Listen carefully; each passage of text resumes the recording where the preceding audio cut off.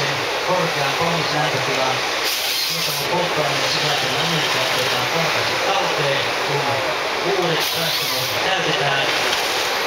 Pakosarjaan ruiskutetaan uuden liuosta, niin sanottu räkkyliuosta, mikä neutralisoi typen-oksidit ja tuolta pakoputien päästä tulee puhdasta typpeä, mitä on normaalisti tuolla liuottamisessa, plus sieltä tulee vesihöyryä.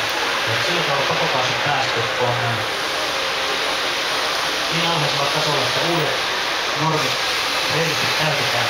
Tämä on tuonut mukanaan sen, että litratilavuutta tässä koneessa on pieni enemmän kuin edellisessä Ponssessa.